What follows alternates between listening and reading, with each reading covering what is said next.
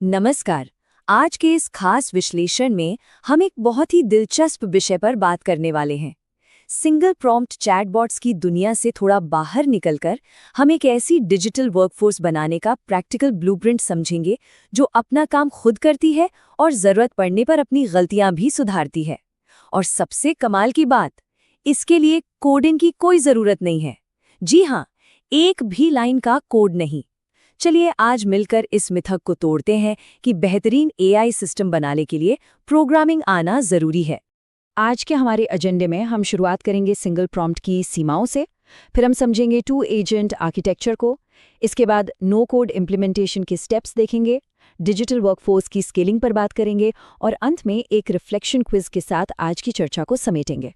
तो चलिए बिना किसी देरी के शुरू करते हैं। सेक्शन 1, सिंगल प्रॉम्प्ट की सीमाएं। आज के समय में एआई के साथ काम करते हुए सबसे बड़ी रुकावट जो सामने आती है वो है हर छोटे बड़े काम के लिए सिर्फ एक ही एआई मॉडल पर निर्भर रहना। जब हम एक आम सिंगल एआई मॉडल का इस्तेमाल करते हैं और उससे रिसर्च और राइटिंग दोनों काम एक साथ करवाते हैं तो नतीजे अक्सर बहुत ही औसत और सामान्य मिलते हैं। ये बिल्कुल वैसा ही है जैसे किसी रेस्तरां में एक ही व्यक्ति खाना भी बनाए, मेहमानों को सर्व भी करे और आखिर में सफाई भी करे। जाहिर है क्वालिटी पर असर पड़ेगा ही।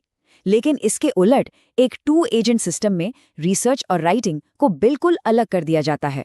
कामों के इस स्पष्ट विभाजन से जो आउटपुट निकल कर आता है वो कहीं अधिक गहरा, प्रोफेशनल और एकदम रिफाइंड होता है। Section 2, two agent architecture. Single AI की इस बड़ी सीमा को पार करने के लिए हमें एक ऐसे नए ढांचे की जरूरत होती है जो डिजिटल काम के सख्त बंटवारे पर काम करे। इस पूरे सिस्टम का असली दिल है ऑटोनॉमस कोलैबोरेशन, यानी स्वायत्त सहयोग। आसान भाषा में कहें तो ये एक ऐसा सिस्टम है जहां अलग अलग एआई एजेंट्स बिना किसी इंसानी दखल के आपस में डेटा का आदान प्रदान करते हैं।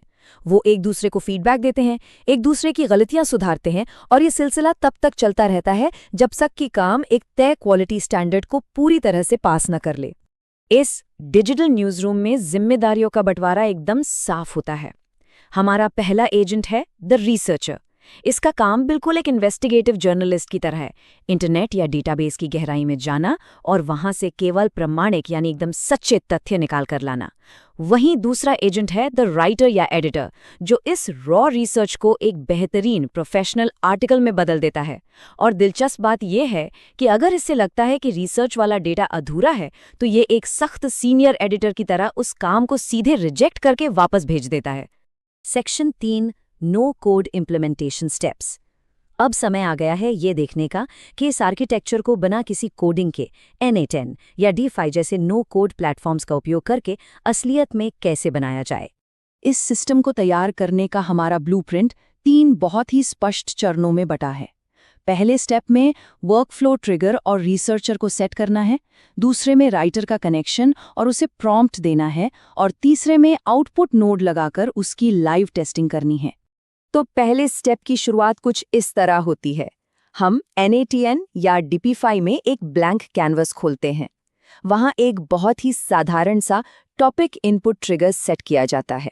इसके बाद हम पहले एडवांस्ड एजेंट नोड को स्क्रीन पर खींच कर लाते हैं, जिसे agent_researcher नाम दिया जाता है। बस ये हमारे डेटा इकट्ठा करने वाले डिजिटल इंजन का पहला और सबसे अहम पुर्जा है। अब इस पहले एजेंट यानी रिसर्चर को जो निर्देश दिए जाते हैं वो बेहद सटीक होते हैं। इसका पर्सोना एक सीनियर रिसर्च एनालिस्ट का रखा जाता है। इसे सख्त हिदायत होती है कि इसे केवल प्रामाणिक तथ्य, डेटा पॉइंट्स और बुलेट पॉइंट्स ही निकालने हैं।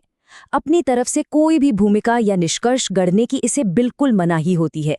और अपना काम ठीक से कर सके इसके लिए इसे सीधे वेब सर्च या विकिपीडिया जैसे टूल से जोड़ दिया जाता है। अब आते हैं स्टेप 2 पर, जहां असली जादू होता है। यहां agent_writer नाम का एक दूसरा नोड जोड़ा जाता है। इसके बाद इन दोनों एजेंट्स को आपस में लिंक कर दिया जाता है।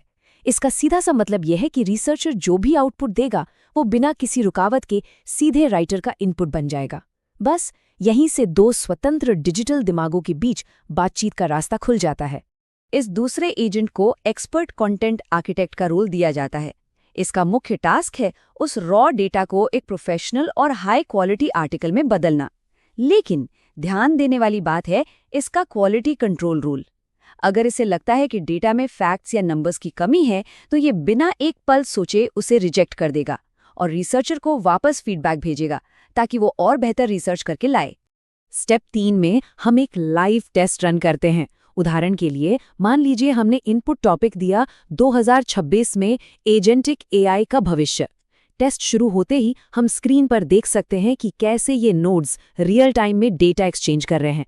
पहला नोड इंटरनेट से ताज़ा जानकारी प्रोसेस करता है और बहुत ही सहजता से उसे दूसरे नोड को पास कर देता है। यह पूरी प्रक्रिया अपने आप में एकदम जीवंत हो उठती है, जो देखने में काफी शानदार लगता है।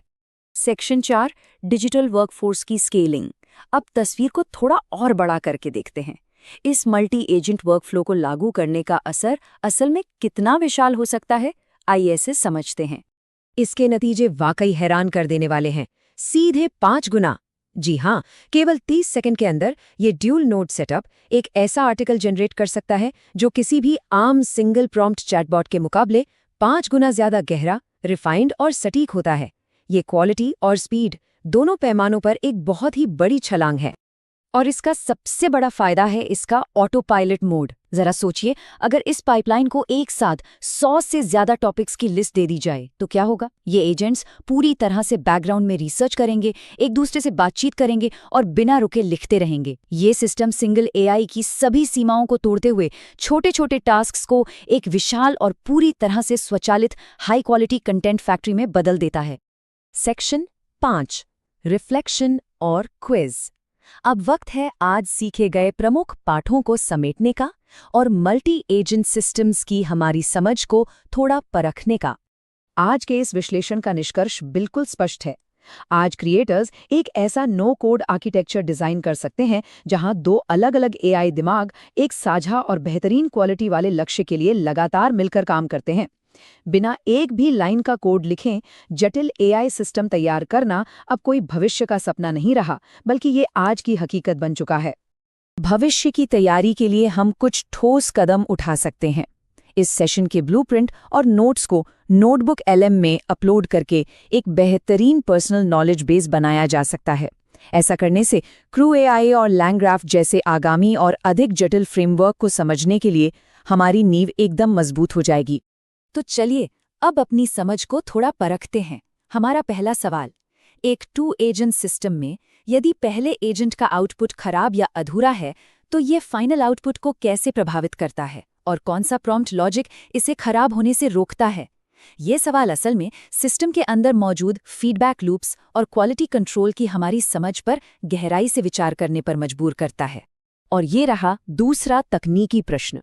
एक नो कोड वर्कफ्लो में 2 एजेंट्स के बीच डेटा ट्रांसफर करने के लिए वेरिएबल्स, जेसॉन या कॉन्टेक्स्ट पासिंग में से किस विशिष्ट तकनीकी माध्यम का उपयोग किया जाता है। जब भविष्य की डिजिटल वर्कफोर्स इंसानों से ज्यादा आपस में बात कर रही होगी तो क्या ये समझना जरूरी नहीं कि उनकी भाषा और डेटा ट्रांसफर के बुनियादी मैकेनिक्स आखिर क्या है। इन सवालों पर विचार जरूर होना चाहिए, क्योंकि आने वाला भविष्य सिर्फ कोड लिखने वालों का नहीं है, बल्कि इन डिजिटल दिमागों को सही दिशा देने वालों का है। इसी विचार के साथ आज का ये विश्लेषण यहीं समाप्त होता है।